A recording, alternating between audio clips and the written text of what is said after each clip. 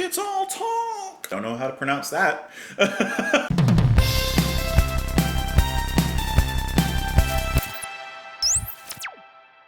What's up, guys? Welcome back to the channel. My name is Justin, and today we're listening to King Crimson with their song Thela Hun Ginjeet, or Thela Hun Ginjeet, or Thela Hun Ginjeet. Has to be one of those off of their album Discipline, released in 1981.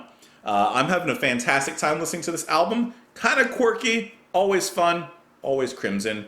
By the way, in case you guys didn't know, because, you know, King Crimson, they block music. So even though for YouTube, I do have it muted and you can link up the song and line it up just like, you know, we've been doing recently. But I've also made the post free and public over on Patreon. So even if you're not, you know, donating to the channel or using Patreon, you can click the link below in the description, go to the Patreon video and link, and then watch the full video there. As I've always mentioned with Patreon, I want everyone to have as much access as possible, and that seemed to be the best way. Anyways, I hope that you guys are having a fantastic day. You can join me on Twitter, you can join me in the comments down below, and let's do it.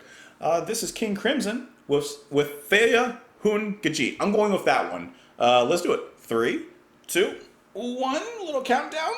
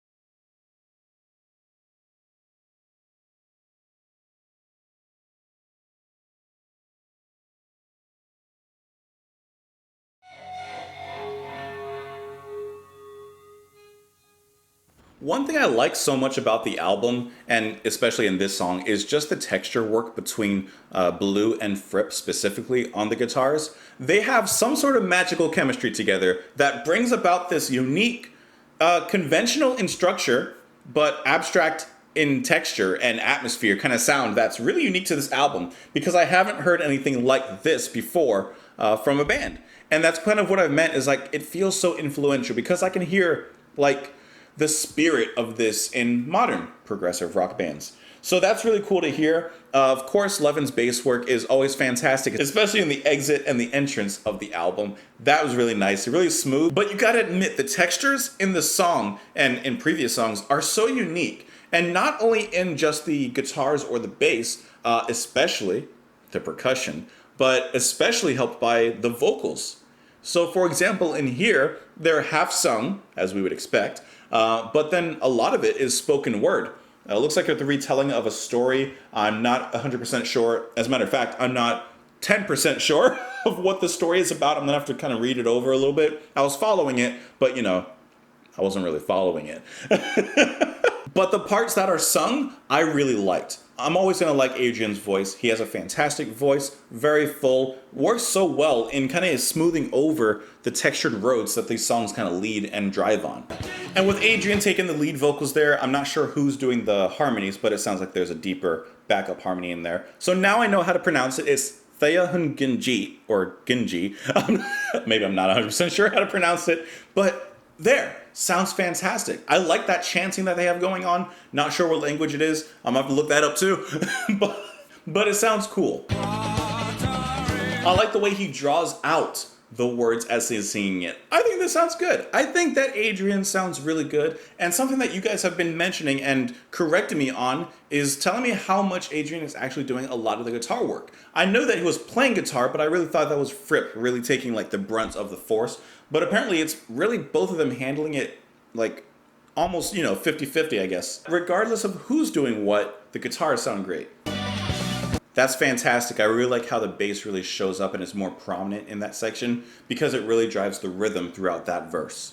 And throughout the spoken word sections, there's a lot of like background instrumental detail going on. I would imagine mostly by Fripp and Bruford on the drums, whose percussion is stellar. I mean, duh, right? Like you expect that. And there's so much detail in this song because this is a highly repetitive song, right? It breaks down to a few moments here and there, but overall it's pretty repetitive, which actually I didn't really love. I enjoy the groove for what it is and I enjoy that general atmosphere that they have, but if I'm being honest, I got kind of bored with it after a while and there wasn't enough in there to keep me interested. Because while I liked the foundation, I wasn't in love with the foundation, so it's not like I wanted it to be like as continuous and as repetitive as it was. And the little changes that do happen in there percussion-wise, vocal-wise, or guitar-wise, they're cool, but they're not enough of a change to keep my attention. I do think the ending guitar solo is really nice. I love the effects that I'm assuming Fripp is using there. I mean, he is just one of those figures in guitar where he makes certain tones really stand out. So on one hand, I think it sounds kind of cool. On the other hand, I honestly got bored of it after a while and it was a little bit too repetitive for me to pay attention to. And I don't always love spoken like word stuff. Sometimes I do. It depends on how it's handled. Here, I was a little bored of it. It didn't really like do anything for me. I was like, okay, they're just kind of jamming under a spoken word sample or, recording or whatever it may be. And I'm not that interested in the story or what's going on. Looking at the lyrics, Thela Hun Ginjeet, which repeats over and over because I'm not going to mispronounce it every time. Quatari May, Thela Hun Ginjeet. I don't know what that means. We'll look into it in a little bit. Well, first of all, I couldn't even see his face. He was holding a gun against me. I was thinking this is a dangerous place. This is a dangerous place. And then in the second verse, he says, I said I'm nervous as hell from this stuff. I thought those guys were going to kill me for sure. They ganged up on me like that. I couldn't believe it. I mean, look, I'm still shaking. It's almost like he's giving an interview of a past experience. I'm assuming of him getting robbed or mugged or something. They're out in the streets like that. Okay, it's a dangerous place. It's a dangerous place. Suddenly these two guys stop in front of me. They stopped real aggressive, start at me. What's that? What's that on that tape? Blah, blah, blah, blah, blah. They said, what dangerous place? What gun? You're a policeman. The deeper I talked, the worse I got into it. I talked. I told them. I said, look, man, I'm not talking. Look, I'm in a band. You know, I'm in this band. We're making a recording about crime in the streets. Okay. Let me read the story a little bit because I'm not 100% sure what this is exactly about. The song was originally conceived by paranoid feelings Ballou was feeling after he heard about the murder of John Lennon in New York. While touring with the Talking Heads, this caused Ballou to begin writing a song about someone being assaulted in NYC called Heat of the Jungle. The final song's title is an anagram of this. Okay, so that makes sense. The heat is meant to represent some of the gun, the jungle, the concrete jungle of New York. Okay. Ironically, when King Crimson were recording the album, an incident much like the lyrics Ballou had written happened to him on the streets of London. Fripp recorded Ballou recounting the events that had transpired, then used these in place of Ballou's original lyrics. Okay, so this is actually an experience that Adrian had experienced while he was on the streets, you know, working on the album, working on the song. Interesting that it says that Fripp recorded Ballou recounting these events and then used this in place of Ballou's original lyrics. I'm only assuming that the original lyrics were probably sung, and if I'm being honest, I would have liked to have heard that. As I think the recording is just, I don't know, it's just a little boring to me. Of course, and as always, I would love to know what you guys thought of the song, though. For all I know, I could be completely wrong and there's something I'm missing. Or, you know, I just feel as I feel and it's not, you know, greatest thing I've ever heard. It's no epitaph. Join me on Twitter. Join me in the comments down below. Hope that you guys are having a fantastic day. And I will talk to you tomorrow. Bye.